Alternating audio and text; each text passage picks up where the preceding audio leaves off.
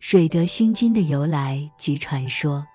水德星君又称水神、水辅大帝、水官大帝等，是中国民间信仰中掌管水域的神祇，其渊源可追溯至古代的河神、海神等水神崇拜，并逐渐演变为一个完整的星君系统，在道教和民间信仰中占据着重要的地位。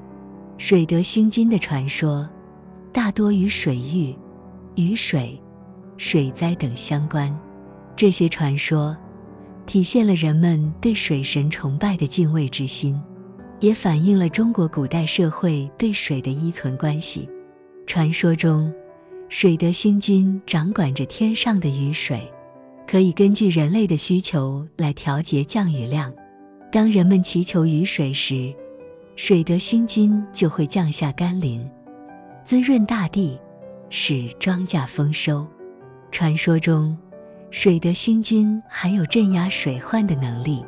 当河流泛滥、洪水肆虐时，水德星君就会现身，用自身的力量来控制水位，保护百姓的生命和财产。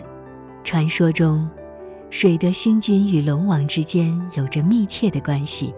龙王是水德星君的属下，负责管理水域中的鱼类和水资源。水德星君可以通过龙王来调控水位，也可以通过龙王来惩罚那些破坏水资源的人。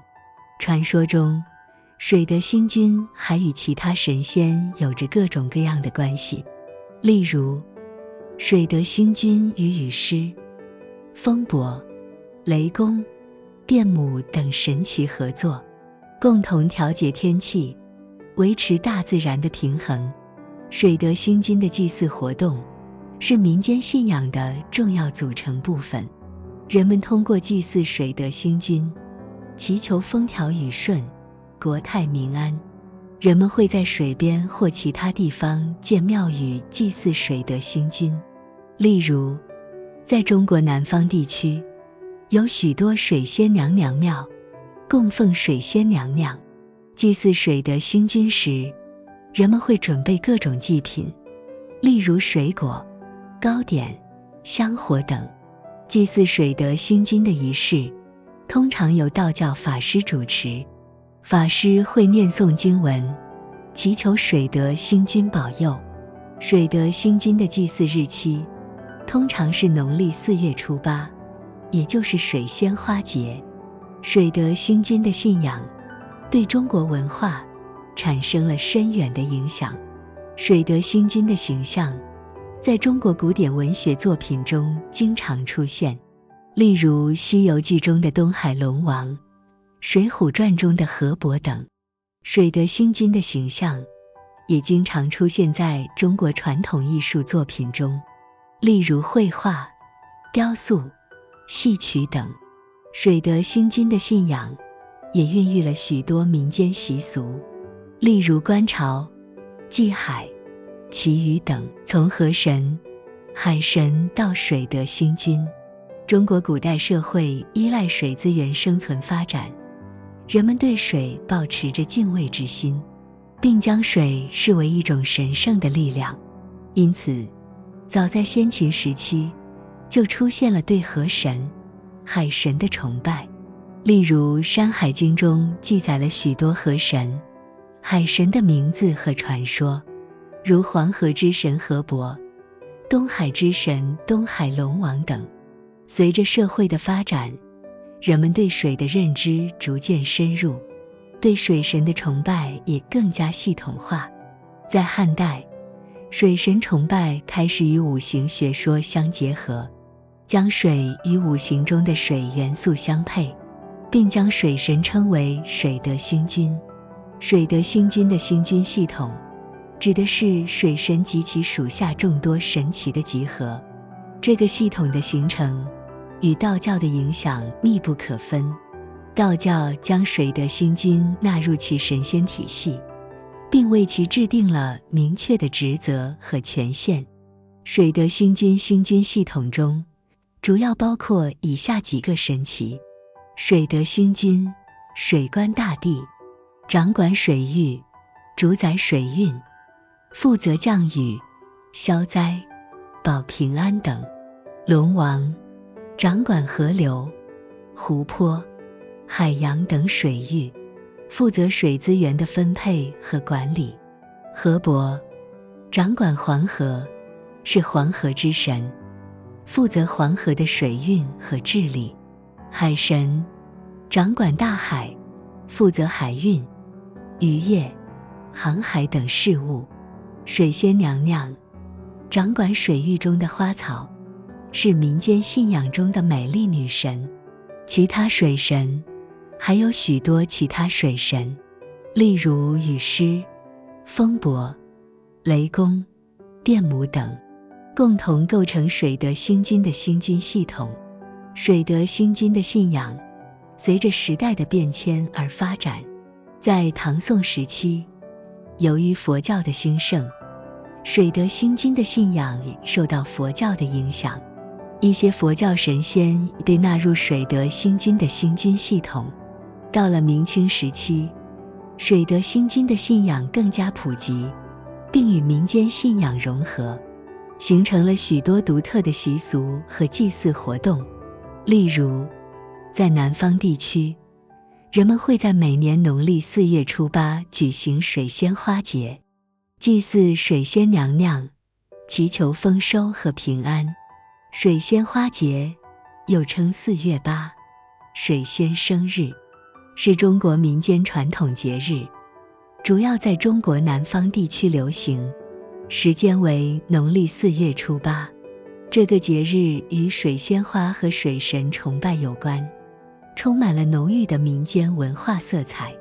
水仙花节又称4月8水仙生日，是中国民间传统节日，主要在中国南方地区流行，时间为农历4月初8。这个节日与水仙花和水神崇拜有关，充满了浓郁的民间文化色彩。水仙花节的由来主要有以下几个传说。传说中，水仙娘娘是水神之女，天生丽质，擅长歌舞，深受人们喜爱。她经常在水边嬉戏，与荷花仙子、芙蓉仙子等结伴玩耍。有一天，她不小心掉入水中，被一位渔夫救起。